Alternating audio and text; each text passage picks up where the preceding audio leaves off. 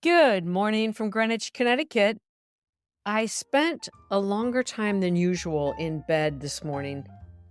I was going to say contemplating my navel, but really allowing myself to feel all the feels. I was thinking about what I want, where I might go. I was reflecting on what it means to be alone versus feeling lonely. I was thinking a lot about how good it feels to sleep in the same bed for 7 nights and how grateful I am for the people who have welcomed me into their home.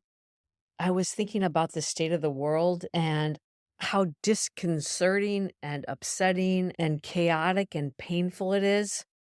And I got a lot of perspective. And to be honest, I did allow myself to go down a couple of negative alleys. I started thinking of like, what is the antidote to feeling negative? In particular, as it relates to feeling lonely and overwhelmed. And one of them is gratitude. And before I got out of bed this morning, I started thinking about all the things I'm grateful for.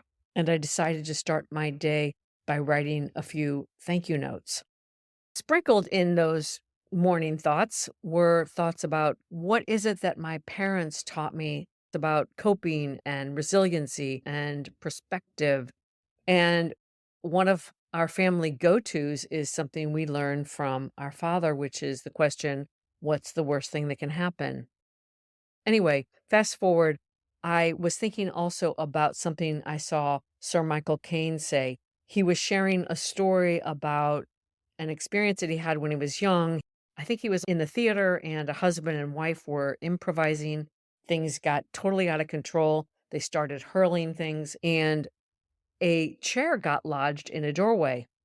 And as the story went, Michael Caine turned to the gentleman and said, "Excuse me, I can't get through the doorway."